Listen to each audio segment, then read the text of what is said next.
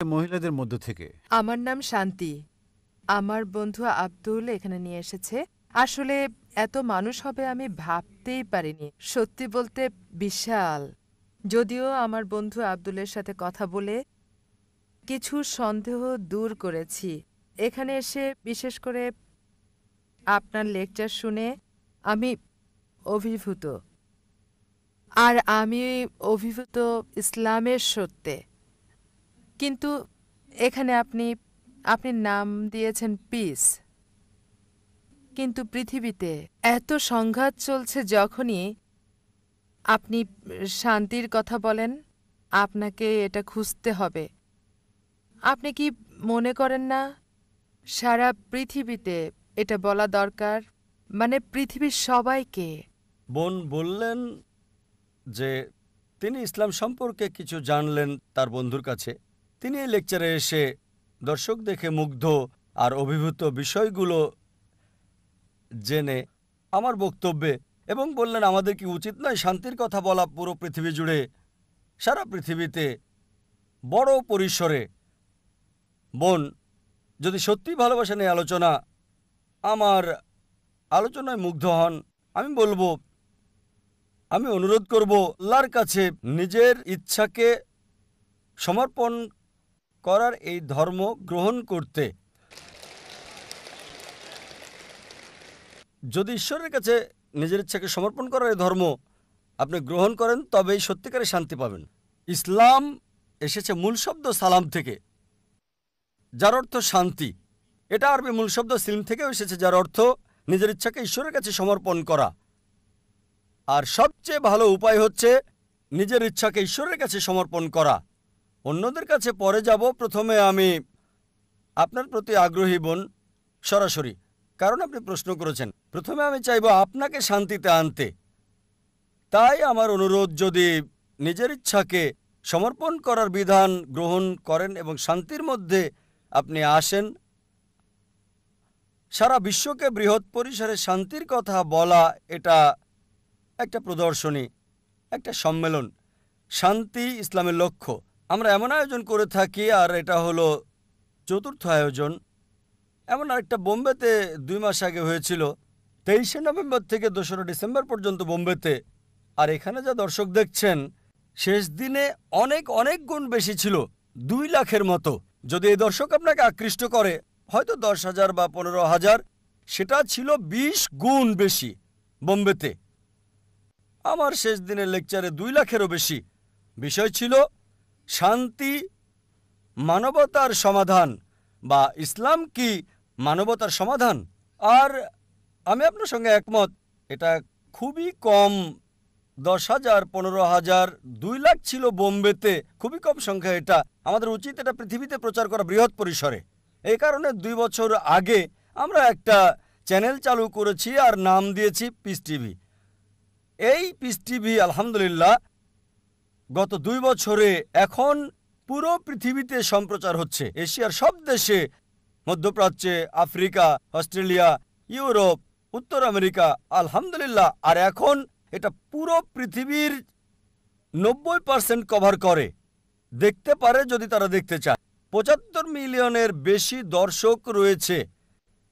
এটা সবচেয়ে বেশি দর্শক সমৃদ্ধ ইসলামিক চ্যানেল আলহামদুলিল্লাহ। পার্সেন্ট হিসেবে হয়তো মোট জনসংখ্যার 1%-এর কিছু বেশি হবে। সুতরাং আমি শেষ বিচারের দিনে অন্তত এই কথা বলতে পারবো সর্বশক্তিমান ঈশ্বরের কাছে, যে আমরা কমপক্ষে 1% মানুষের কাছে তোমার বার্তা পৌঁছে দিতে পেরেছি। 75 মিলিয়ন। আল্লাহ সুবহানাহু ওয়া তাআলার কাছে দোয়া করি দর্শক বাড়িয়ে দেওয়ার জন্য। কেউ যদি দেখতে চায়, শুধু একটা ডিশ লাগবে, হয়তো 6,000 রুপি, $200-এরও কম। প্রায় পৃথিবীর যে কোনো প্রান্তে আপনি দেখতে পারবেন। সুতরাং আমরা শান্তির বাণী, ইসলামের এই বাণী প্রচার করছি পুরো পৃথিবীতে। আর আমি চাই বোন আপনি এই শান্তির বাণী গ্রহণ করবেন। জি স্যার, ধন্যবাদ। হ্যাঁ, এখন প্রশ্ন করুন বাম দিক থেকে। আমি নন্দগোপাল, পেশায় সাংবাদিক। আমার প্রশ্ন হল, অধিকাংশ ধর্মে ঈশ্বরের ধারণা আর সাদৃশ্য ইত্যাদি খোঁজার পরেও কেন কোনো শান্তি আসছে না? কেন পারস্পরিক সহনশীলতা আসছে না এসব ধর্মগুলোর মধ্যে? কিভাবে সব বন্ধ করা যায়? স্বাভাবিকভাবে সহজ মনে হলেও আসলে কিন্তু কঠিন। কিন্তু আপনি একটা দৃষ্টিকোণ থেকে বলতে পারেন কিভাবে এটা থামানো যায় ব্যক্তি পর্যায়ে। ভাই খুব সুন্দর প্রশ্ন করলেন। এত মিল, এত সাদৃশ্য, এত একত্ব থাকা সত্ত্বেও পৃথিবীর বিভিন্ন ধর্মগুলোর মধ্যে কেন এত শত্রুতা? আমার মতে এক কথায় এটার জন্য দায়ী হচ্ছে ধর্মীয় নেতারা। এজন্য আমি বলি, যদি আপনার ধর্মকে জানতে চান, আপনার ধর্মগ্রন্থে আপনি ফিরে যান। কিন্তু দুঃখজনক হলো ধর্মপুত্ররা নিজেদের প্রভাবকে ধরে রাখতে চায়।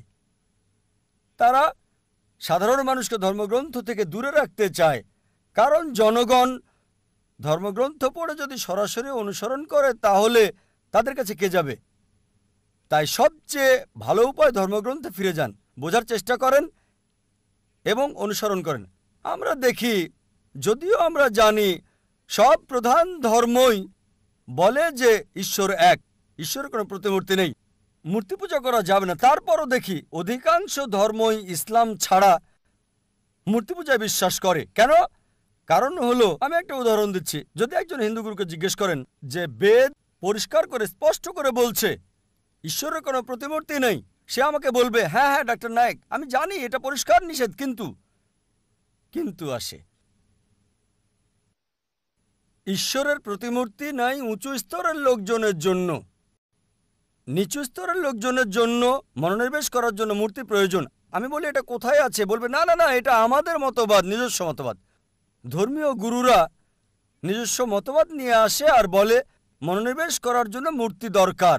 আমি আপনার সাথে একমত। তারা বলে, ডক্টর নায়েক, বেদ মূর্তি পূজার বিরোধী, বেদ সর্বশক্তিমান ঈশ্বরের প্রতিমূর্তির বিরোধী, কিন্তু সেটা উঁচু স্তরের লোকজনের জন্য। আর আমি তাদের বলি, প্রিয় পণ্ডিতজি, প্রিয় স্বামীজি, আমরা মুসলিমরা ইতিমধ্যে উঁচু স্তরে পৌঁছে গেছি, আমাদের মূর্তি দরকার হয় না।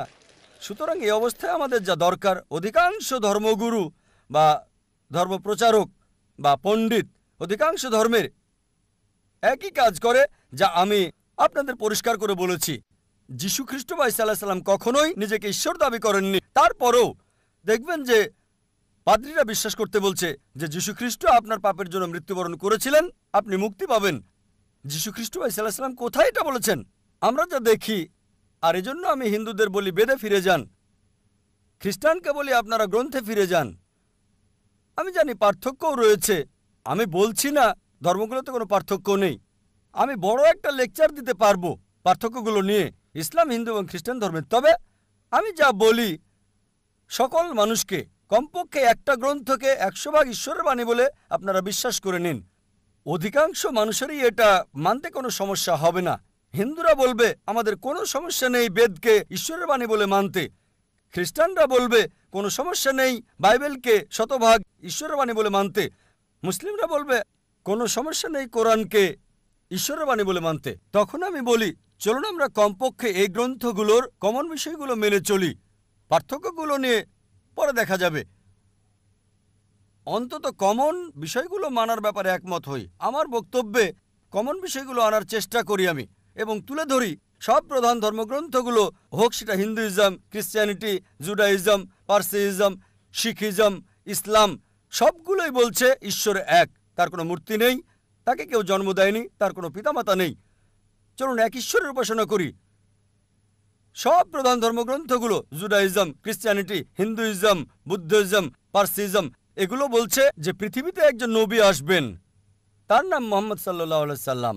আমি একটা লেকচার দিতে পারবো মুহাম্মদ সাল্লাল্লাহু আলাইহি সাল্লাম হিন্দু ধর্মগ্রন্থে, পুরো একটা লেকচার দিতে পারবো মুহাম্মদ সাল্লাল্লাহু আলাইহি সাল্লাম প্রধান প্রধান ধর্মগ্রন্থগুলোতে। আমি বলবো, চলুন একমত হই, ঈশ্বর এক, তার জন্ম হয় নাই, কোনো প্রতিমূর্তি নাই, কোনো মূর্তি নাই। দ্বিতীয় হচ্ছে, সব প্রধান ধর্মগ্রন্থই বলছে একজন নবী আসবেন, তিনি সর্বশেষ নবী, তার নাম মুহাম্মদ। এটা উল্লেখ আছে বাইবেলে, গসপেল অফ জন 16 নম্বর অধ্যায়, অনুচ্ছেদ 12 থেকে 14। যীশু খ্রিস্ট ভাই সাল্লাল্লাহু আলাইহি সাল্লাম বলেছেন, আমার অনেক কিছু বলার আছে, কিন্তু তোমরা সব সহ্য করতে পারবে না। তার জন্য যখন সত্যের আত্মা আসবেন, তিনি তোমাদের পথ দেখাবেন। তিনি নিজে কিছু বলবেন না, যা শুনবেন তাই বলবেন। তিনি আমাকে সম্মানিত করবেন। নিউ টেস্টামেন্ট নবীজি মুহাম্মদ সাল্লাল্লাহু আলাইহি সাল্লাম সম্পর্কে বলছেন। Old testament book of Deuteronomy অধ্যায় 18 অনুচ্ছেদ 18 মুহাম্মদ সাল্লাল্লাহু আলাইহি সাল্লামের আগমনের কথা বলছে। বুক অফ ডিউটোরনমি অধ্যায় 18 অনুচ্ছেদ 19 মুহাম্মদ সাল্লাল্লাহু আলাইহি সাল্লাম সম্পর্কে বলছে। বুক অফ আইজায়া অধ্যায় 29 অনুচ্ছেদ 12 নবীজি মুহাম্মদ সাল্লাল্লাহু আলাইহি সাল্লামের আগমনের কথা বলছে। বুক অফ সলোমন অধ্যায় 5 অনুচ্ছেদ 16 ওল্ড টেস্টামেন্টে নবীজি মুহাম্মদ সাল্লাল্লাহু আলাইহি সাল্লাম সম্পর্কে বলা হয়েছে। নিউ টেস্টামেন্টে গসপেল অফ জন অধ্যায় 14 অনুচ্ছেদ 16, গসপেল অফ জন অধ্যায় 15 অনুচ্ছেদ 26, গসপেল অফ জন অধ্যায় 16 অনুচ্ছেদ 7, গসপেল অফ জন অধ্যায় 16 অনুচ্ছেদ 12 থেকে 14। এগুলো সব মুহাম্মদ সাল্লাল্লাহু আলাইহি সাল্লামের আসার ব্যাপারে বলছে। আমি হিন্দু ধর্মগ্রন্থ থেকেও বলতে পারি। যদি আপনি হিন্দু ধর্মগ্রন্থ ভবিষ্যপুরাণা পড়েন, পর্ব 3 খণ্ড 3 অধ্যায় 3 5 থেকে 8 নম্বর শ্লোক, ভবিষ্যপুরাণা পর্ব 3 খণ্ড 3 অধ্যায় 3 শ্লোক 10 থেকে 27 নবীজি মুহাম্মদ সাল্লাল্লাহু আলাইহি সাল্লাম সম্পর্কে বলছে। অথর্ববেদ মুহাম্মদ সাল্লাল্লাহু আলাইহি সাল্লাম সম্পর্কে বলছে। ঋগ্বেদ মুহাম্মদ সাল্লাল্লাহু আলাইহি সাল্লাম সম্পর্কে বলছে। একটা লেকচার দেওয়া যাবে। আর কল্কি পুরাণায় কল্কি অবতার আসার কথা বলা হয়েছে তার বাবার নাম হবে বিষ্ণু ইয়াস, মানে ঈশ্বরের ভৃত্য। আরবিতে আব্দুল্লাহ, যা নবীজি মুহাম্মদ সাল্লাল্লাহু আলাইহি সাল্লামের বাবার নাম। তার মায়ের নাম হবে সুমতি, যার অর্থ শান্ত, নীরব, শান্তি। আরবিতের নাম আমিনা, যা নবীজি মুহাম্মদ সাল্লাল্লাহু আলাইহি সাল্লামের মায়ের নাম। বলা হয়েছে তার জন্ম হবে মাধব মাসের 12 তারিখে, মানে 12ই রবিউল আউয়াল।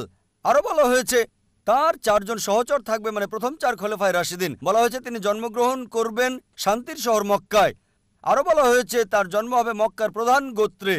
এভাবে আরো আরো আরো এটা অন্য কাউকে নয়, সর্বশেষ এবং চূড়ান্ত নবী মুহাম্মদ সাল্লাল্লাহু আলাইহি সাল্লামকে বোঝাচ্ছে। আমি বলি পার্থক্যগুলো দূরে রেখে আসুন একমত হই যা কমন। Hinduism, Christianity, Judaism, Parsism, Buddhism এবং ইসলামে আছে ঈশ্বর এক। তাকে কেউ জন্ম দেয়নি, তার কোনো প্রতিমূর্তি নেই, তারই উপাসনা করা অন্য কারো নয়। সর্বশেষ এবং চূড়ান্ত নবী হলেন মুহাম্মদ সাল্লাল্লাহু আলাইহি সাল্লাম। যদি আপনি কমন বিষয়ে একমত হন, তার ধর্ম মানেন, সবাই এক হয়ে যাব।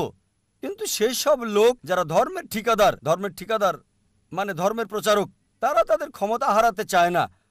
তাই তারা সাধারণ অনুসারীদের ধর্মগ্রন্থ পড়তে নিষেধ করে। বিশ্বাস করুন, হিন্দুদের ক্ষেত্রে আমার কোনো সমস্যা নেই, কারণ তারা আমাকে ভালোবাসে, সম্মান করে। বিশ্বাস করুন, মানুষ সাধারণত ধর্মের ব্যাপারে কথা বলা পবিত্র মনে করে। আমি এটা পছন্দ করি। আর অমুসলিমরা আমাকে সম্মান করে অনেক ক্ষেত্রে মুসলিমদের চেয়েও বেশি। যখন এয়ারপোর্টে কাস্টমস পার হই, অমুসলিম কাস্টম অফিসার বলে, জাকির নায়েক, যাহা বলিব সত্য বলিব, সত্য বই মিথ্যা বলিব না। সে সত্য বলছে, একেবারেই সত্য, যেহেতু আমি কোর্টে শপথ গ্রহণ করেছি, সুতরাং আমরা যা বুঝি সত্য বলতে হবে। এজন্য আপনার সাথে একমত ভাই। অসহিষ্ণুতার পার্থক্যের কারণ হলো ধর্মীয় গুরুরা, ধর্মীয় নেতারা। এ কারণে আমাদেরকে গ্রন্থগুলো সাদৃশ্য দেখতে হবে, কমন বিষয়ে এক হতে হবে, তাহলে সমগ্র মানব জাতি এক ভ্রাতৃত্বে আবদ্ধ হবে। আশা করি উত্তরটা পেয়েছেন। ধন্যবাদ doctor Zakir Naik. Marriage or divorce? What's Islamic The ruling? husband wants to give divorce. Solution or problem? Joint family system. Down to Heaven or hell? Big fat emails have become the norm. You choose. Beauty, wealth, family status, virtue. Decide what you want. Decide your choice. Be sad or be happy. It's your choice. Join Dr. Zakir Naik. দেখুন অর্ধাঙ্গিনী নাতিত্বাঙ্গিনী। হ্যাঁ, এখন আমার বাম দিকের পেছনে mic থেকে একটা প্রশ্ন নিচ্ছি। আমার নাম পাস্কেল। আমি একজন শিক্ষক। আমি একজন খ্রিস্টান। আপনার কথাই বলছি। আপনি ইংরেজি অনুদিত গসপেলের সাথে একমত, যা আমরা খ্রিস্টানরা বিশ্বাস করি। আমি এগুলোর উদ্ধৃতি দিচ্ছি। 1 নম্বর, 4টি গসপেলে যখন যিশু দীক্ষা নিয়ে বেরিয়ে আসলেন, স্বর্গ থেকে একটা শব্দ হচ্ছিল, এ আমার প্রিয় পুত্র, আমি তার উপর সন্তুষ্ট, তাকে মানো। একইভাবে 2 নম্বরে আছে, মাউন্ট টাবুরে তাকে পবিত্র করা হলো, তার মুখমণ্ডল সূর্যের মতো দেখাচ্ছে, স্বর্গ থেকে শব্দ বেরিয়ে আসছে, এ আমার প্রিয় সন্তান, আমি তার উপর সন্তুষ্ট, তোমরা তার কথা শোনো। অনেক সময় তিনি শয়তানকে তাড়াতেন। তারা মানুষের কাছে এসে বলতো, হে ঈশ্বরের সন্তান, কেন আমাদের অত্যাচার করছো সময়ের আগে? আবার বড় যাজকের সামনে যাজক যখন তাকে বলল, মহাপ্রভুর শপথ, তাকে বললাম, তুমি কি ঈশ্বরের পুত্র? তখন যিশু বলল তুমি এটা বলছো, আর যাজক 5 নম্বর অনুচ্ছেদ বলছে প্রধান যাজক যখন তারা যিশুকে অভিযুক্ত করলো, পিলোটের সামনে বলল এই লোকটি বলছে সে ঈশ্বরের পুত্র, ধর্মমতে সে অভিকে ক্রুশবিদ্ধ করতে চায়। পিলোট এটা জানতেন না, সেজন্য তা যিশুকে ক্রুশে চড়াতে চাইলেন। তাহলে সে নিজেকে ঈশ্বরের পুত্র দাবি করেছিল, যদিও সে সরাসরি বলেনি আমি ঈশ্বরের পুত্র, পরোক্ষভাবে বলেছে। ধরুন আপনি ডাক্তার জাকির নায়েক, আপনি এমবিবিএস ডাক্তার, আর আপনি বললেন হ্যাঁ ভাই আপনি বলেছেন, এর মানে এই নয় আপনি নিজে বলেছেন আমি ডাক্তার জাকির নায়েক এমবিবিএস। একইভাবে যদিও যিশু নিজে বলেননি আমি ঈশ্বরের পুত্র, তিনি সম্মতি দিয়েছেন, সম্ভবত ভদ্রতার খাতিরে তিনি বলেননি আমি ঈশ্বরের পুত্র। আবার আরেকটি উদাহরণ, ভাই আপনার প্রশ্ন ইতিমধ্যে 5টা অনুচ্ছেদের উদ্ধৃতি দিয়েছেন, কোনোটারই রেফারেন্স বলেননি।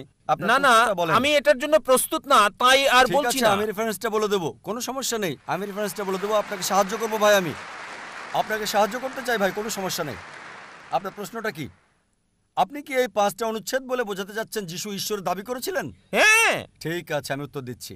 আমার চ্যালেঞ্জ ছিল একটা মাত্র স্পষ্ট বক্তব্য বের করে দেখান পুরো বাইবেল থেকে, যেখানে যীশু খ্রিস্ট ভাই সাল্লাল্লাহু আলাইহি সাল্লাম নিজে বলেছেন আমি ঈশ্বর, অথবা বলেছেন আমার উপাসনা করো, আমি খ্রিস্টান ধর্ম গ্রহণ করতে প্রস্তুত। একটা মাত্র বক্তব্য দেখাতে পারেন নাই স্পষ্টভাবে বলা সম্পূর্ণ বাইবেল থেকে, যেখানে যীশু খ্রিস্ট ভাই সাল্লাল্লাহু আলাইহি সাল্লাম নিজে বলেছেন আমি ঈশ্বর অথবা আমার উপাসনা করো। এখানেই বাইবেল আছে, আর এটা কিং জেমস ভার্সন। যেহেতু আপনি একজন শিক্ষক, আপনি প্যাস্টরও হতে পারেন। আপনি কি প্যাস্টর? না না না, আমি একজন শিক্ষক, আমি খ্রিস্টান ধর্মের একজন প্রকৃত বিশ্বাসী। ঠিক আছে। রেড লেটার নামে এক ধরনের বাইবেল আছে যেখানে যিশুর কথাগুলো লাল করা আছে। আপনি 5টি বিষয় উল্লেখ করেছেন, আর এগুলোকে 2 ভাগে ভাগ করা যায়। প্রথমে আপনি এলোমেলো উদ্ধৃতি দিলেন আর সঠিকভাবে উদ্ধৃতি দিলেন না। যা বলতে চেয়েছেন সেটা আছে গসপেল অফ জন 3 নম্বর অধ্যায় অনুচ্ছেদ 16, বলা আছে ঈশ্বর পৃথিবীকে এত ভালোবাসলেন একমাত্র ঔরসজাত সন্তানকে দিয়ে দিলেন, তোমাদের কেউ যদি তাকে বিশ্বাস করে তার মৃত্যু হবে না, চিরস্থায়ী জীবন পাবে। এটা 4 গসপেলেই নাই, এটা আছে গসপেল অফ জন 3 নম্বর অধ্যায় অনুচ্ছেদ 16। এগুলো লিখে রাখেন, পরে চেক করে দেখবেন। গসপেল অফ জন 3 নম্বর অধ্যায় অনুচ্ছেদ 16, ঈশ্বর পৃথিবীকে এত ভালোবাসলেন যে নিজের সন্তানকে উৎসর্গ করলেন, যে কেউ তার উপর বিশ্বাস করবে সে মরবে না, চিরস্থায়ী জীবন পাবে। আবার আপনি উদ্ধৃতি দিলেন 5বার শেষ দিকে যে যীশুখ্রিস্ট বলেছেন তিনি ছিলেন ঈশ্বরের সন্তান। আপনি বলেছেন, আপনি কি জানেন বাইবেলে ঈশ্বরের পুত্র এ কথাটা অসংখ্যবার বলা আছে। যদি আপনি বাইবেল পড়েন, আদম ছিলেন ঈশ্বরের পুত্র, আল্লাহ তাকে শান্তিতে রাখুন। ইব্রাহিম ছিলেন ঈশ্বরের পুত্র, ইসরাইল ছিলেন ঈশ্বরের পুত্র। আপনি যদি রোমান্স পড়েন 8 নম্বর অধ্যায়ে বলা আছে তারা সকলেই যারা ঈশ্বরের আত্মার দ্বারা পরিচালিত তারা সকলে ঈশ্বরের পুত্র। আপনি যদি ঈশ্বরের দূত হন আপনি ঈশ্বরের পুত্র। যদি আমি ঈশ্বরের দূত হই আমি ঈশ্বরের সন্তান বাইবেল অনুসারে। কিন্তু তারা বলে না না না না না, যীশু খ্রিস্ট স্বাভাবিক সন্তান না, তিনি ঔরসজাত সন্তান। এবার আপনার শেষ প্রশ্ন ঈশ্বরের পুত্রের ব্যাপারে। বাইবেলে অসংখ্য ঈশ্বরের পুত্রের উল্লেখ আছে। আদম ঈশ্বরের পুত্র, ইব্রাহিম ঈশ্বরের পুত্র, ইসরায়েল ঈশ্বরের পুত্র। যারা ঈশ্বরের আত্মার সাহায্যে পরিচালিত তারা ঈশ্বরের পুত্র। কিন্তু খ্রিস্টান মিশনারিরা বলে না না না, যীশু খ্রিস্ট স্বাভাবিক পুত্র না। আসুন আপনার প্রথম প্রশ্নে, তিনি ঈশ্বরের ঔরসজাত সন্তান। তারপর তারা বলে যা আপনি বলেননি, আমি আপনাকে সাহায্য করছি। গসপেল অফ জন 3 নম্বর অধ্যায় অনুচ্ছেদ 16, ঈশ্বরের পৃথিবীকে এত ভালোবাসলেন যে নিজের সন্তানকে উৎসর্গ করলেন, যে কেউ তাকে বিশ্বাস করবে সে মরবে না, চিরস্থায়ী জীবন পাবে। ভাই আপনি কি বিগটন শব্দের অর্থ জানেন? বিগটন শব্দের অর্থটা কি? না। বিগটন শব্দটার অর্থ কি? বিগটেন মানে এটা না যা আপনি বুঝেছেন, এটা মানে এটা হতে পারে না। করছি বিগটেন শব্দটার অর্থ কি? হ্যাঁ আমি জানি। বিগটন শব্দের অর্থ কি? বিগটেন শব্দের 2টো অর্থ রয়েছে। যখন মানবজাতির বিষয়ে বলেন সে বিগটেন মানে তার রক্তমাংসের পুত্র। যখন ঈশ্বর বিগটেন বলেন তার মানে এটা কাউকে বোঝায় না, তাকে জন্ম দেয়া। এর মানে হলো গভীর সম্পর্ক পিতা এবং পুত্রের মাঝে, এটাই যথেষ্ট। যদি বলেন পুত্র, আমি বলি ধরেন কেউ এখানে আসলো আর আমি বললাম হে আমার পুত্র, সে কিছু মনে করবে না কারণ তার অল্প বয়স। যদি আমি বলি যে পুত্র এখানে আসো, সে আসবে। যদি বলি বিগটন সান এখানে আসো, সে আমার গালে চড় মারতে পারে। এই অভিযোগ করে যে নাউজুবিল্লাহ আমার দৈহিক সম্পর্ক তার মার সাথে। ঠিক যদি একটা ছোট বালককে বলি বিগটন সান, বা একটা যুবককে হতে পারে 23 বছরের, আমি 40-এরও বেশি, যদি বলি বিগটন সান এখানে আসো, সে হয়তো আমার গালে চড় মারতে পারে। কেন? বিগটন মানে ঈশ্বরের দ্বারা শায়ার, শায়ার মানে নিম্নজাতের প্রাণীর যৌন ক্রিয়া সম্পর্কিত। আর এ কারণে যদি আপনি রিভাইজড স্ট্যান্ডার্ড ভার্সন বাইবেলটা পড়েন, সংস্করণ করেছে 32 জন উচ্চ পদস্থ খ্রিস্টান পণ্ডিত, যাদের সমর্থন করেছে 50টি খ্রিস্টান চার্চ। তারা বলেছে বিগটন শব্দটি গসপেল অফ জন অধ্যায় 3 অনুচ্ছেদ 16 হচ্ছে অসাড় কথা, একটা মিশ্রণ, একটা প্রতারণা, এবং তারা এটাকে বাইবেল থেকে বাদ দিয়েছে। আপনি কি জানেন? যদি রিভাইজড স্ট্যান্ডার্ড ভার্সন বাইবেল পড়েন, যেটা সবচেয়ে বেশি বিকৃত, সংস্করণ করেছে 32 জন উচ্চ পদস্থ খ্রিস্টান বিশেষজ্ঞ, যাদেরকে সহায়তা করেছে 50টি বিভিন্ন খ্রিস্টান মিশনারি। তারা বলেছে এই বিঘটন শব্দটি হচ্ছে অসাড় কথা, একটা মিশ্রণ, একটা প্রতারণা, এজন্য এই বিঘটন শব্দটা তারা বাদ দিয়েছে। সুতরাং যদি বলেন পুত্র, তবে ঈশ্বরের পুত্র আছে বাইবেলে অসংখ্য। সুতরাং আপনার প্রথম এবং শেষ প্রশ্নের উত্তর আমি দিয়েছি। এবার আসুন আপনার দ্বিতীয় এবং তৃতীয় প্রশ্নে। বলেছেন তিনি শয়তানকে তাড়ান। পুরো উদ্ধৃতি দেন। আপনি পুরো বাক্যটা বলেননি, আমি আমার লেকচারে বলেছি। গসপেল অফ ম্যাথিউ অনুযায়ী অধ্যায় 12 28 নম্বর অনুচ্ছেদ তিনি বলেছেন, আমি শয়তানকে তাড়িয়ে দিই ঈশ্বরের আত্মার সাহায্যে। গসপেল অফ লুক অধ্যায় 11 অনুচ্ছেদ 20, আমি শয়তানকে তাড়াই ঈশ্বরের আঙুলের সাহায্যে। এখানে বলছে না যে তিনি একা করেন, তিনি এটা করেন ঈশ্বরের সাহায্যে। এর মানে এই নয় যে তিনি ঈশ্বর। এই সবগুলো অনুচ্ছেদ যা আপনি বলছেন স্পষ্ট করে বলছে যে তিনি হচ্ছেন ঈশ্বরের দূত, তিনি নিজে ঈশ্বর ছিলেন না। এ কারণেই আমি চ্যালেঞ্জ করেছি আপনি পুরো বাইবেলে একটা মাত্র অনুচ্ছেদ দেখান যেখানে স্পষ্ট করে বলা যীশু খ্রিস্ট বা ঈসা আলাইহিস সালাম নিজে বলেছেন যে আমি ঈশ্বর, বা তিনি বলেছেন আমার উপাসনা করো, আমি খ্রিস্টান ধর্ম গ্রহণ করতে প্রস্তুত আছি। যীশু কোথাও কখনো বলেননি যে শুধু যদি আমি বলি পুত্র এখানে আসো, এর মানে এই নয় যে আমার ওরসজাত সন্তান। ঠিক একইভাবে যদি আপনি আমাকে বলেন যে আমি আপনাকে ডাক্তার জাকির নায়েক বলে ডাকবো, ঠিক, আর যদি আমি আপত্তি না করি যে না এটা সঠিক হতে পারে, ভুলও হতে পারে, লোকজন বলে ডাক্তার জাকির নায়েক একজন বিশেষজ্ঞ, আমি নিজেকে মনে করি না বিশেষজ্ঞ, আমি একজন জ্ঞানের ছাত্র হিসেবে নিজেকে চিন্তা করি। সুতরাং লোকজন আমাকে যদি বিশেষজ্ঞ বলে আর আমি নীরব থাকি, তার মানে এই নয় যে আমি গ্রহণ করছি। তারা আমাকে বিশেষজ্ঞ হিসেবে বিবেচনা করে, আমি নিজেকে বিবেচনা করি না। সবসময় নিজেকে জ্ঞানের একজন ছাত্র হিসেবে উল্লেখ করে থাকি, তালবে ইলম। সুতরাং আপনি বাইবেল থেকে যা উদ্ধৃতি করেছেন, বাইবেলের যেখান থেকে করেন রেড লেটার হতে হবে। রেড লেটার মানে যীশু খ্রিস্ট বা ঈসা আলাইহিস সালামের কথা। একটা মাত্র বক্তব্য দেখান, স্পষ্ট অনুচ্ছেদ, পরিষ্কার করে বলা পুরো বাইবেল থেকে যেখানে যীশু খ্রিস্ট বা ঈসা আলাইহিস সালাম নিজে বলেছেন যে আমি ঈশ্বর বা আমার উপাসনা করো, আমি খ্রিস্টান ধর্ম গ্রহণ করতে প্রস্তুত। ডাক্তার জাকির নায়েক, আমার নাম নারেশ, বিকম পাশ করেছি আমি, আর ফিল্ম ইন্ডাস্ট্রিতে চাকরির চেষ্টা করছি। আর আমার প্রথম প্রশ্ন হলো মানব বিবর্তন নিয়ে। মানব বিবর্তন নিয়ে কোরআন কি বলছে? কারণ একজন মানুষ স্বাভাবিকভাবে চিন্তা করুন, আদম এবং ইভ প্রথম মানুষ, মানে মানব বিবর্তনের কারণ। যদি সেই দিক থেকে ভাবেন, এখন আদম আর ইভ তিনি আমাদের আদি আদি আদি আদি পিতা, আর বলতে পারি আমরা পুত্র আর কন্যার ন্যায় তাদের। তাহলে কিভাবে আমরা নিজেরা আপন ভাই বোনদেরকে বিয়ে করছি? ভাই প্রশ্ন করলেন যে বিবর্তন সম্পর্কে কোরআন কি বলছে। আমরা এসেছি একটি কমন উৎস, আদি আদি আদি পিতামাতা আদম ইভ থেকে। তিনি বিবর্তনবাদ সম্পর্কে বলছেন না, এটা সৃষ্টি সম্পর্কে। ভাই আমি একজন মেডিকেল ডাক্তার, MBBS পাশ করেছি। যখন বিবর্তন সম্পর্কে আপনি বলেন বিবর্তন তত্ত্বের, তখন ডারউইনের তত্ত্ব আপনি ভাবতে থাকেন। ঠিক, আমরা বানর থেকে এসেছি।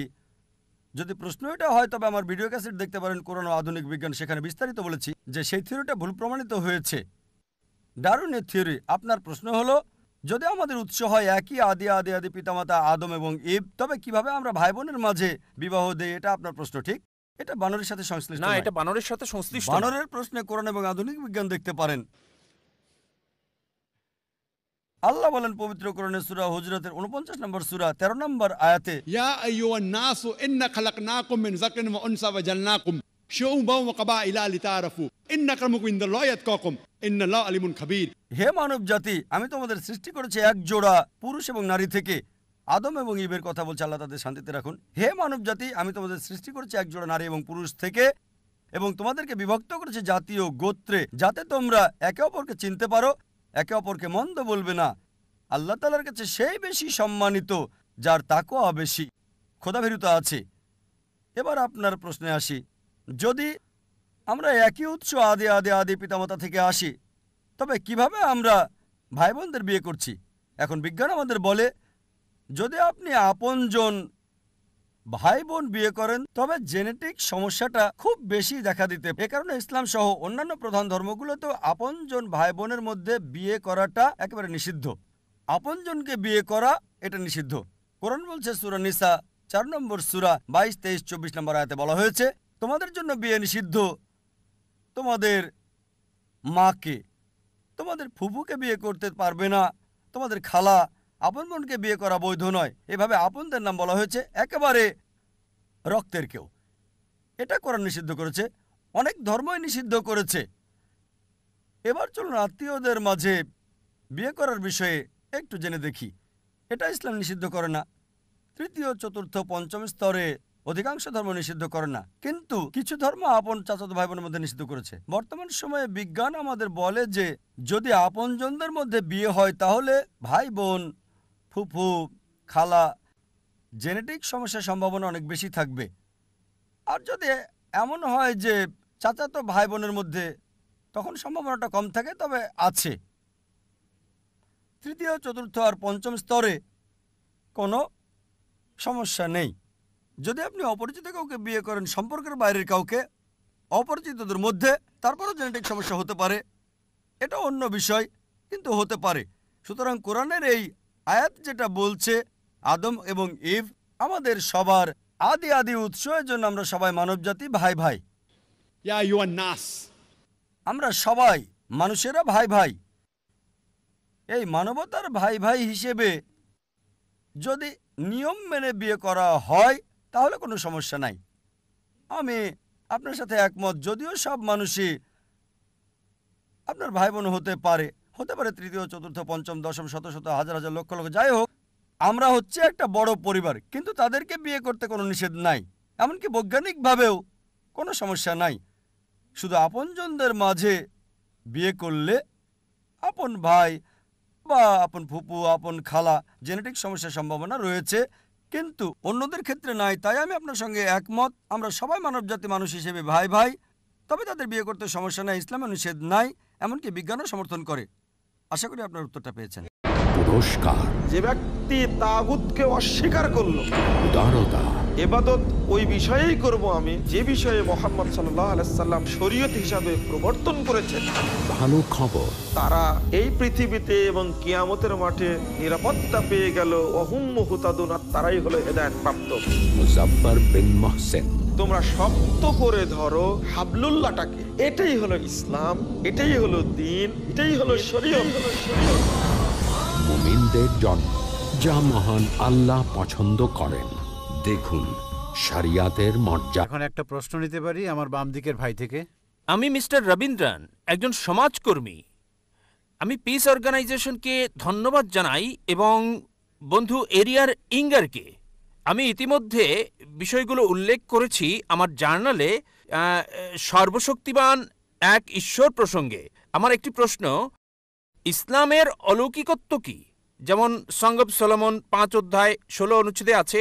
আমি জানতে চাই, অনেক ধর্মই অলৌকিক অলৌকিক বলে থাকে, তাই আমি ইসলামের অলৌকিকত্ব জানতে চাই। ভাই প্রশ্ন করলেন যে ইসলামের অলৌকিকত্ব কি, আর উদ্ধৃতি দিলেন সং অব সলোমন 5 অধ্যায় 16 অনুচ্ছেদ। সং অব সলোমন হলো বাইবেলের অংশ। সং অব সলোমন বাইবেলের ওল্ড টেস্টামেন্টে আছে, হিব্রুতে আছে। হিক্কুম মিতাকিম বিকুল্লি মুহাম্মাদিম জাইদুদি জাইরাই বাইনা জেরুসালাম। এটা হিব্রু ধৃতি, আমি মূল থেকে বলছি কারণ অনুবাদ ভুল হতে পারে। হিক্কুম মিতাকিম বিকুল্লি মুহাম্মাদিম জাইদুদি জাইরাই বাইনা জেরুসালাম, যার অর্থ সে অতি মনোরম, সে প্রশংসিত, সে আমার প্রিয়, হে ইসরায়েলের সন্তানেরা। মূল থেকে বলছি কেন, কারণ মূল শব্দটা হচ্ছে মুহাম্মাদিম। হিব্রু ভাষায় ইমযুক্ত করা হয় সম্মান বোঝাতে গিয়ে। মুহাম্মাদের সাথে ইমযোগ করলে হবে মুহাম্মাদিম, যেমন এল্লো মানে ঈশ্বর, এলোহিম ঈশ্বরের প্রতি সম্মান বোঝায়। আর বাইবেলের অনুবাদের মধ্যে এই প্রপার নাউন মুহাম্মাদের অনুবাদ করেছেন অতি মনোরম। কিন্তু সং অব সলোমন অধ্যায় 5 অনুচ্ছেদ 16তে সর্বশেষ ও চূড়ান্ত নবী মুহাম্মদ সাল্লাল্লাহু আলাইহি সাল্লামের আগমন সম্পর্কে তার নাম সহ বলা হয়েছে। এবার আসি আপনার প্রথম প্রশ্নে, ইসলামের অলৌকিকত্ব কি? ইসলামের অনেক অলৌকিকত্ব রয়েছে। যদি সহিহ হাদিস পড়েন, সেখানে 300-রও বেশি অলৌকিকত্বের কথা উল্লেখ আছে যেগুলো নবীজি করেছিলেন। তবে যে অলৌকিকত্ব নিয়ে গর্ব করি তা হচ্ছে পবিত্র কোরআন। এটা হচ্ছে ইসলামের অলৌকিকত্ব। অন্য সব অলৌকিকত্ব আমরা বিশ্বাস করি, যেমন মুসা আলাইহিস সালাম সমুদ্র 2 ভাগ করেছিলেন, যীশু খ্রিস্ট ভাই সাল্লাল্লাহু আলাইহি সাল্লাম মৃতকে জীবিত করতেন। কিন্তু এখন যদি দেখতে যাই, সেই সময় কি যেতে পারবো যাচাই করতে সমুদ্র ভাগ করেছিলেন কিনা? সেই সময় লোকজন মানত, আপনি মানবেন, আমি মানব। একই কথা অবিশ্বাসীদের ক্ষেত্রে অতীতে ফিরে যেতে পারবে না আর যাচাই করতে পারবে না মুসা আলাইহিস সালাম সমুদ্রকে 2 ভাগ করেছিলেন কিনা, যিশু মৃতকে জীবিত করেছিলেন কিনা, নবীজি মুহাম্মদ সাল্লাল্লাহু আলাইহি সাল্লাম চাঁদকে ভাগ করেছিলেন, কিন্তু সেই সময়ে যেতে পারবেন না। একটা অলৌকিকত্ব যেটা সেই সময়ের জন্য ছিল, এই সময়ের এবং শেষ সময় পর্যন্ত পবিত্র কোরআন। এটা অলৌকিকের অলৌকিক। আর 1 সপ্তাহ আগে, প্রায় 8 দিন আগে, এটা 12ই জানুয়ারি, একটা লেকচার দিয়েছি, কোরআন এবং আধুনিক বিজ্ঞান সাংঘর্ষিক নাকি সামঞ্জস্যপূর্ণ, আর প্রমাণ করেছি এই কোরআন অলৌকিকের অলৌকিক। এটা শুধু অলৌকিক নয়, অলৌকিকের অলৌকিক। এটা সব সময়ের অলৌকিক। আগের সময়টা ছিল অলৌকিকত্বের, সেই সময় প্রমাণ করেছে। তারপর সাহিত্য এবং কবিতার যুগ আসলো। কোরআন হলো সবচেয়ে উত্তম সাহিত্য এই পৃথিবীর বুকে, মুসলিম এবং অমুসলিম আরবি বিশেষজ্ঞদের মতে। এখন যদি কোনো ধর্মগ্রন্থ কাব্যিক ভাষায় বলে পৃথিবী সমতল, বিশ্বাস করবেন? উত্তর হচ্ছে না। কারণ এখন সময়টা সাহিত্য আর কবিতার নয়, এখন বিজ্ঞান আর প্রযুক্তির যুগ। তাই 8 দিন আগে আমি প্রমাণ করেছি কোরআন 1400 বছর আগে যা বলেছে, বিজ্ঞান সেটা এখন আবিষ্কার করেছে। 20 বছর আগে, 50 বছর আগে, 100 বছর আগে, 200 বছর আগে। কে কোরআনে এসব কথা বলেছে? সর্বশক্তিমান ঈশ্বর ছাড়া কেউ না। সবচেয়ে ভালো অলৌকিক, চূড়ান্ত অলৌকিক, অলৌকিকের অলৌকিক হচ্ছে পবিত্র কোরআন। পেছনের মাইক থেকে একজন অমুসলিম ভাই। শুভ সন্ধ্যা স্যার, আমার নাম MS শ্রীধরন। আমি একজন ব্যাংক অফিসার। আমার উপার্জনটা ব্যাংক থেকে, মানে ব্যাংকের আসল আয় বা সুদ থেকে। আমার কিছু মুসলিম বন্ধু আছে যারা খুবই নিয়ন্ত্রিত। এমনকি আমার বাসায় খাবার বা চা খাওয়া তারা মনে করে যে এটা ব্যাংকের আসল উপার্জন, অর্থাৎ সুদের থেকে আসে। দয়া করে বলুন যে এই যে সুদ এবং কোরআন যা বলছে তা যদি একই হয়, তবে আধুনিক ব্যাংকগুলো যে চালু আছে এবং লেনদেন করে চলেছে। আসলে প্রশ্নটা ভালোভাবে আমি বলতে পারছি না, আমি দুঃখিত। আমি ব্যক্তিগতভাবে পেশাগত অনেক সমস্যায় আছি, মানে লেনদেন বা আমার মুসলিম বন্ধুদের সাথে টাকা পয়সা লেনদেন করা, এসব বিষয় নিয়ে। কারণ তারা বলে এটা সুদের সাথে সংশ্লিষ্ট। দয়া করে বিস্তারিত বলবেন। ভাই একজন অমুসলিম ব্যাংকে চাকরি করেন আর প্রশ্ন করলেন যে মুসলিমরা কেন এত কঠোর, তার বাসায় আসে না, কারণ তার উপার্জনটা হচ্ছে সুদের। আর ইসলাম সুদের ব্যাপারে কি বলে? এক্ষেত্রে তিনি টাকা পয়সা লেনদেন করতে গিয়ে খুব সমস্যায় আছেন। ভাই, আরবি শব্দ হলো রিবা। রিবা মানে সুদ এবং অতিরিক্ত আদায়। কিছু লোক মনে করে যে রিবা দিয়ে সুদ বোঝায় না, আসলে সুদ এবং অতিরিক্ত চার্জ দুটোই বোঝায়। সুদ মানে ডিকশনারি অনুযায়ী টাকা উপার্জন, টাকা ধার দেওয়ার মাধ্যমে। চক্রবৃদ্ধি মানে হলো অতিরিক্ত ধার্য করা সুদ, এবং চক্রবৃদ্ধি সুদ উভয়ই নিষিদ্ধ। কোরআনে এই রিবা শব্দটি কমপক্ষে 8 বার উল্লেখ আছে। সূরা আল ইমরান 3 নম্বর অধ্যায় 130 নম্বর আয়াত, সূরা নিসা 4 নম্বর অধ্যায় 161 নম্বর আয়াত, সূরা বাকারা 2 নম্বর অধ্যায় 275 নম্বর আয়াত 3 বার, সূরা বাকারা 2 নম্বর অধ্যায় 276 নম্বর আয়াত, সূরা বাকারা 2 নম্বর অধ্যায় 278 ও 279 নম্বর আয়াত। আমি শুধু শেষ আয়াতটা বলছি, সূরা বাকারা 2 নম্বর অধ্যায় 278 ও 279 নম্বর আয়াত, যে যদি তোমরা চক্রবৃদ্ধি সুদ এবং সুদ পরিত্যাগ না করো তবে যুদ্ধের ঘোষণা করো আল্লাহ এবং রাসূলের প্রতি। সুতরাং যে সুদ দিল বা সুদ নিল সে যুদ্ধের ঘোষণা করছে সর্বশক্তিমান ঈশ্বর আল্লাহ এবং নবীজি মুহাম্মদ সাল্লাল্লাহু আলাইহি ওয়াসাল্লামের সাথে। এটা হচ্ছে ইসলাম ধর্মে বড় গুনাহগুলোর মধ্যে একটি, জঘন্য অপরাধের একটি। একটি হাদিসে আছে সুদের সর্বনিম্ন গুনাহ হচ্ছে জিনা করার সমান, মায়ের সাথে ব্যভিচারের সমান। এখন এর পেছনে যুক্তি কি? আমার ভিডিও ক্যাসেট দেখতে পারেন, সুদমুক্ত অর্থনীতি কোরআন অনুযায়ী বিস্তারিত সেখানে বলা হয়েছে। যুক্তি দিয়ে যদি আপনাকে প্রমাণ দিতে হয় ইসলামে সুদ কেন হারাম, কয়েক ঘন্টা সময়ের দরকার হবে। এখন সম্ভব নয়, কিন্তু সংক্ষেপে বলতে গেলে কেন সুদ নিষিদ্ধ, কারণ এটা ধনীকে আরও ধনী করে এবং গরিবকে আরও গরিব করে। এছাড়াও অনেক ক্ষতিকারক দিক রয়েছে, যেমন আপনি জানেন ৮০ দশকে অধিকাংশ ব্যাংক জুয়ার কেন্দ্র প্রতিষ্ঠা করেছিল, মদের বার ইত্যাদি প্রতিষ্ঠা করেছিল। আর ইসলামে আমরা মুনাফা এবং ক্ষতি বন্টনে বিশ্বাস করি। এখন দেখুন, আপনি একজন ব্যাংকার, সবচেয়ে বেশি লোন পায় সবচেয়ে ভালো কোম্পানি। সুদ চালু করেছে, এই ব্যাংকিং ব্যবস্থা চালু করেছে রাজা পঞ্চম জর্জ। রাজা পঞ্চম জর্জ আসল দায়ী হচ্ছে সে। অতীতে এমনটা ছিল না, কিন্তু বর্তমানে ধনীরা আরও ধনী হচ্ছে। একজন দরিদ্র লোক লোন তুলতে গেলে তার জন্য খুবই কঠিন। দেখা হয় তার কি কি সম্পদ আছে, তার উপার্জন কত। এজন্য একজন দরিদ্রের পক্ষে লোন পাওয়া খুবই কঠিন। আর যদি আপনি বড় বড় কোম্পানিগুলো দেখেন, সবচেয়ে বড় কোম্পানি তারা শর্তমুক্ত কোম্পানি। এজন্য এখন আমরা দেখছি স্টক তালিকা হচ্ছে। জানেন অনিল আম্বানি, তিনি রিলায়েন্স পাওয়ার চালু করেছেন। কতগুলো? ১.১ লাখ কোটি। যা প্রত্যাশা করেছিল তার চেয়ে শতগুণ বেশি পেয়েছে। কোনো ব্যাংকই তাকে এত টাকা দিতে পারবে না। তিনি কি করেছিলেন? তিনি চালু করেছেন স্টক। স্টকটা কি? এটি ইসলামিক পদ্ধতি, লাভ লোকসান বন্টন, ঠিক? আর সুদ এটা হারাম, কারণ অনেক নেতিবাচক দিক আছে। ইসলামে মুনাফা এবং লোকসান সমবন্টনে বিশ্বাস করি। আপনি শেয়ার কিনেছেন, কোনো কোম্পানির শেয়ার কিনলেন, যদি লাভ হয় আপনি লাভ পাবেন, যদি লোকসান হয় আপনাকে বহন করতে হবে। নির্দিষ্ট করা নাই 8%, 9%। অনেকে এইভাবে অনেক টাকা পায়। আর তারা যেটা করে তা হলো শেয়ার ছাড়ে। যদি আপনি শেয়ার কেনেন হালাল কোনো কোম্পানির, যেটা মদের কোম্পানি নয়, ব্যাংক নয়, বা কোনো হারাম কর্মকাণ্ডের নয়, তবে সেটা বৈধ। সুতরাং আমরা ইসলামে লাভ লোকসান বন্টনে বিশ্বাস করি। অনিল আম্বানি চালু করেছেন, প্রত্যাশার চেয়ে শতগুণ বেশি পেয়েছেন, ঠিক? ১.১ লাখ কোটি একই সময়ে পেয়েছে, প্রত্যাশার চেয়ে 10 গুণ বেশি। কেন? লোকজন ভাবছে যদি অনিল আম্বানির সাথে বিনিয়োগ করি নির্দিষ্ট পরিমাণে 8, 9 বা 10% পাবো না, হয়তো পাবো 20, 30 বা 50%। আপনি জানেন, যেহেতু আপনি ব্যাংকার, যৌথ ফান্ডে জিএম বেসিক 1 নম্বর 116% এক বছরে। এ কারণে ইসলামে আমরা লাভ লোকসান বন্টনে বিশ্বাস করি।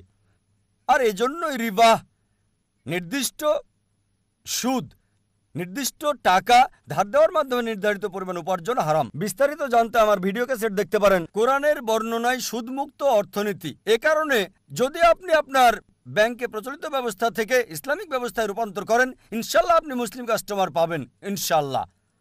আর এখন ভারত সরকার, আরবিআই, অর্থমন্ত্রী পুরোপুরি ইসলামিক ব্যাংকের জন্য অনুমোদন দিচ্ছেন না, কিন্তু লোকজন তার কাছে যাচ্ছে। আমি নিজে মিস্টার চিদাম্বরমের সঙ্গে কথা বলেছি যখন তিনি সৌদি আরবে ছিলেন। আর খুবই সম্ভাবনা আছে মনমোহন সিং, আমাদের প্রধানমন্ত্রী, তিনি আগে অর্থমন্ত্রী ছিলেন, অর্থনীতি ভালো বোঝেন। খুবই সম্ভাবনা রয়েছে ইনশাল্লাহ, ইনশাল্লাহ তিনি প্রধানমন্ত্রীর সঙ্গে বিষয়টা পর্যালোচনা করেছেন, মনমোহন সিং এবং অর্থমন্ত্রী মিস্টার চিদাম্বরম। খুবই সম্ভাবনা আছে যে অতি শীঘ্রই আমরা একটা ইসলামিক ব্যবস্থা পাব। আর আপনি কোনো ইসলামিক ব্যাংক দেখে তাতে যুক্ত হন। এ কারণে আপনি দেখবেন সিটি ব্যাংক ইসলামিক ব্যাংকিং চালু করেছে, HSBC ইসলামিক ব্যাংকিং চালু করেছে, অধিকাংশ আন্তর্জাতিক ব্যাংকেই ইসলামিক ব্যাংকিং চালু করেছে। কেন? কারণ তারা দেখেছে তারা অধিক মুনাফা পাবে এবং গ্রাহকদেরও বেশি মুনাফা দিতে পারবে। এটা ইসলামিক। সুতরাং যদি আমরা শরিয়া মানি, পবিত্র কোরআন এবং সহিহ হাদিস মানি, আপনি উপার্জন করতে পারবেন, অন্যকেও সুযোগ করে দিতে পারবেন। আশা করি উত্তরটা পেয়েছেন। একটি পরিকল্পিত আলোচনা, জন্ম নিয়ন্ত্রণ চিন্তাধারা কতটা ইসলামের সাথে সংগতিশীল, মানবতার কল্যাণের জন্য। তারা নিজ দেশে বলছে সন্তান বাড়াও, অপরদিকে মুসলিম দেশগুলিতে জনসংখ্যা কমানো যায় এর পুরস্কার ঘোষণা করছে। উন্নতি সাধনের জন্য কোরআন হাদিসের জ্ঞান মানুষের যখন থাকে না, তখনই মানুষ এই পদক্ষেপ নেয়। এটার অনেকগুলো দিক রয়েছে। ডক্টর আব্দুল্লাহ জাহাঙ্গীর, আব্দুর রাজ্জাক বিন ইউসুফ, শেখ শাহিদুল্লাহ খান মাদানী, মুফতি কাজী মোহাম্মদ ইব্রাহিম, জাহাঙ্গীর আলম। সর্বশেষ চূড়ান্ত ধর্ম ইসলাম। রিজিক দাতা মাতাও নন, পিতাও নন। মুসলমানের একটা আস্থা, বিশ্বাস। গোটা বিশ্বের তিনি রব। আল্লাহ তাআলা মানব জাতিকে সৃষ্টি করেছেন, এর মূল ইউনিট হলো পরিবার। বোঝেন জীবনের বার্তা, জ্ঞানগর্ভ আলোচনার মঞ্চ। প্রশ্ন নেব, যদি এখানে কোনো অমুসলিম বোন না থাকে, ওদিকে অমুসলিম ভাই অপেক্ষা করছে। হ্যাঁ, একটা প্রশ্ন অমুসলিমদের পক্ষ থেকে। এক সময় সে আমার প্রতিবেশী ছিল, সে সব সময় জিজ্ঞেস করত। বলুন বোন। আসসালামু আলাইকুম, আমার নাম হুসনা, আমি গৃহিণী। আমার প্রশ্ন হলো, মানে আমার প্রতিবেশীর প্রশ্ন, প্রত্যেক মুসলিমই কোরআন অনুসরণ করে সারা পৃথিবীতে, তাহলে কেন এতগুলো দল? আমার প্রতিবেশী সবসময় জিজ্ঞেস করত, আরও বলতো, কেন তোমরা বলো এক আল্লাহ? কারণ অনেক দলই আছে যারা বলছে নামাজ আদায় করার সময় মাথা ঢাকার দরকার নাই, আর যেমন প্রথম আঙ্গুল নাড়ানো ইত্যাদি ইত্যাদি। বোন প্রশ্ন করলেন যে তার প্রতিবেশী বলছে যদি সব মুসলিম কোরআনে বিশ্বাস করে, একই গ্রন্থে বিশ্বাস করে, তাহলে এতগুলো দল কেন, বিভক্তি কেন? উত্তর দেওয়া হয়েছে পবিত্র কোরআনের সূরা আল ইমরান অধ্যায় 3 আয়াত 103। ওয়াতাসিমু বিহাবলিল্লাহি জামিআ ওয়ালা তাফাররাকু। আল্লাহর রজ্জুকে শক্ত করে ধরো এবং বিভক্ত হও না। আল্লাহর রজ্জু হলো পবিত্র কোরআন। মুসলিমদের উচিত আল্লাহর রজ্জুকে শক্ত করে ধরা এবং বিভক্ত না হওয়া। যদি বিভক্তির ব্যাপারে বলেন, আল্লাহ বলেছেন সূরা আনাম অধ্যায় 6 আয়াত নাম্বার 159, হে নবী, কেউ যদি ইসলামে দল উপদল তৈরি করে তার ব্যাপারে তোমার কিছু করার নেই। তাই বিভক্তি হচ্ছে ইসলামে হারাম। আমাদের সবার লেভেল একটাই, সেটা মুসলিম। এজন্য আমার লেকচারে সূরা আল ইমরান অধ্যায় 3 আয়াত 64-তে বলেছি, তাআলাউ ইলা কালিমাতিন সাওয়াইন বাইনা বাইনাকুম আল্লা না'বুদা ইল্লাল্লাহ ওয়ালা নুশরিকা বিহি শাইয়্যান ওয়ালা ইয়াত্তাখিযা বা'দুনা বা'দান আরবাবান মিন দুনিল্লাহ ফাইন তাওয়াল্লাউ ফাকুলু শাহাদু বিআন্না মুসলিমুন। আমরা সাক্ষ্য বহন করি যে আমরা মুসলিম, আমরা ইসলামকে বিভক্ত করি না। ইসলামে এসবের কোনো জায়গা নেই। দুঃখজনকভাবে মানুষ কোরআন এবং সুন্নাহ থেকে দূরে সরে গেছে আর বিভক্তি সৃষ্টি করেছে ইসলামে। ইসলামে বিভক্তির কোনো চান্স নেই। বিস্তারিত জানার জন্য আমার ভিডিও ক্যাসেট দেখতে পারেন, যেটা গত পিস কনফারেন্সে শেষ দিনে দিয়েছিলাম। মুসলিম উম্মার ঐক্য এই বিষয়ে সেখানে ভালোভাবে বলা হয়েছে। আশা করি উত্তরটা পেয়েছেন। এখন আমরা শেষ প্রশ্নটি নিচ্ছি অমুসলিম ভাই থেকে। প্রথমে আমি আমার পক্ষ থেকে আন্তরিক বিনীত সম্মান জানাচ্ছি বিশ্বাসের ভাইয়ের চেয়ে মানবতার ভাইকে সুযোগ করে দেওয়ার জন্য। এটা আমার স্বাভাবিক বিনয়, আন্তরিক কৃতজ্ঞতা। আমি এটা খুবই পছন্দ করি। আমার প্রশ্ন হল, এক পৃথিবী সত্য, সবাই এটাতে একমত, এক ঈশ্বর। আমার মনে হয় সব মানুষ ধীরে ধীরে এটাও মানছেন। সুতরাং বহু ঈশ্বর যখন ছিল, অনেক ধর্ম সেখানে ছিল। আমার মনে হয় ঈশ্বর চান যে আগের মতো, যেমন অতীতে এক ঈশ্বর ছিল, এক পৃথিবী ছিল আর এক ধর্ম, একজনের কাছ থেকে এসেছি, তবুও অনেক ঈশ্বর, অনেক ধর্ম। ঈশ্বর সেটাই চাচ্ছেন আমাদেরকে সেখানে ফিরিয়ে নিতে, যেখানে এক ঈশ্বর, এক পৃথিবী, এক ধর্ম। আপনি কি মনে করেন এটা ঈশ্বর দ্বারা প্রতিষ্ঠিত হবে নাকি মানুষ দ্বারা? আমার দ্বিতীয় প্রশ্ন হল, আমিষ এবং নিরামিষ ভোজী কোনটা উত্তম? ভাই দুটো প্রশ্ন করলেন। প্রথমটা হলো, আগে এক ঈশ্বর, এক ধর্ম, এক পৃথিবী ছিল, এখন এক পৃথিবী, বহু ঈশ্বর, অনেক ধর্ম। কিভাবে এক ঈশ্বর, এক পৃথিবী, এক ধর্মে আমরা ফিরে যেতে পারি? এটা আরও এমন পিস এক্সিবিশন, এমন আরও কাজ, এমন আরও আলোচনার মাধ্যমে এটা হতে পারে। প্রধান ধর্মগুলোতে ঈশ্বরের ধারণা। আর আমাদের শুধু এরকম আলোচনা করলেই হবে না, আলোচনার পর মানুষকে এটা বাস্তবায়ন করতে হবে। আপনার কাছে আমার অনুরোধ ভাই, এটা বাস্তবায়ন করুন যে ঈশ্বর এক, ধর্ম একটাই, ঈশ্বর কেবল একজনই, তাকে কেউ জন্ম দেয়নি, তার কোনো প্রতিমূর্তি নেই। এই এক ধর্ম, সর্বশক্তিমান ঈশ্বরের কাছে নিজের ইচ্ছাকে সমর্পণ করার এই ধর্ম গ্রহণ করুন। এই ধর্ম গ্রহণ করেন যদি মানেন ঈশ্বর একজন, তার কোনো প্রতিমূর্তি নেই, কেউ তাকে জন্ম দেয়নি, তিনি স্বয়ংসম্পূর্ণ, তাহলে আমরা সবাই এক হতে পারবো। অন্যথায় শুধু আলোচনা করলেই হবে না, মানুষকে সত্য গ্রহণ করতে হবে, এর বাস্তবায়ন করতে হবে। তাই আমার অনুরোধ ভাই, আপনি শান্তি এবং সর্বশক্তিমান ঈশ্বরের একত্বের এই ধর্ম গ্রহণ করুন, নিজের ইচ্ছাকে সর্বশক্তিমান ঈশ্বরের কাছে সমর্পণ করুন। আপনার দ্বিতীয় প্রশ্নে আসি, কে উত্তম, একজন আমিষভোজী নাকি নিরামিষভোজী? আমি বলবো এটা কোনো পার্থক্য তৈরি করে না একজন আমিষভোজী না নিরামিষভোজী। যে ব্যক্তি ঈশ্বরের ইচ্ছা গ্রহণ করে সেই হচ্ছে উত্তম মানুষ, হোক সে আমিষভোজী বা নিরামিষভোজী। ইসলামে এটা জরুরি না যে কাউকে নিরামিষভোজী হতেই হবে। আমার বিতর্ক আলোচনায় বলেছি আমিষভোজী হয়ে একজন ভালো মুসলিম হতে পারে, নিরামিষভোজী হওয়া ইসলামে জরুরি না। আর কেন একজন মানুষের আমিষভোজী হওয়া উচিত এ বিষয়ে একটা লেকচার দিয়েছি। একটা বিতর্ক করেছে একজন জৈনের সাথে, বিষয় ছিল আমিষ জাতীয় খাবার অনুমোদিত নাকি নিষিদ্ধ। এখন আপনার প্রশ্নে আসি যে কে উত্তম। কোরআন বলছে যার রয়েছে তাকওয়া, সূরা হুজরাত অধ্যায় 49 আয়াত 13 বলছে, ইয়া আইয়ুহান নাসু ইন্না খালাকনাকুম মিন যাকারিন ওয়া উনসা ওয়া জালনাকুম শুউবান ওয়া ক্বাবাইলা লিতাআরাফু ইন্না আক্রামাকুম ইনদাল্লাহি আতকাকুম ইন্নাল্লাহা আলিমুন খাবীর। হে মানুষ, আমি তোমাদের সৃষ্টি করেছি একজোড়া নারী এবং পুরুষ থেকে এবং জাতীয় গোত্রে বিভক্ত করেছি যাতে একে অন্যকে তোমরা চিনতে পারো, একে অন্যকে নিন্দা করবে না। সর্বশক্তিমান ঈশ্বরের কাছে সেই ব্যক্তি সম্মানিত যার রয়েছে তাকওয়া। সুতরাং একমাত্র পথ হচ্ছে উত্তম হওয়ার, যার রয়েছে তাকওয়া, আত্মসমর্পণ, আল্লাহ তাআলার ভয়। অন্যথায় আমিষ খেলেও যতক্ষণ সর্বশক্তিমান ঈশ্বরের নির্দেশের মধ্যে থাকবেন আপনার পাপ হবে না। আমি প্রমাণ করব হিন্দু গ্রন্থ থেকে, খ্রিস্টানদের বাইবেল থেকে, পাশাপাশি কোরআন থেকে।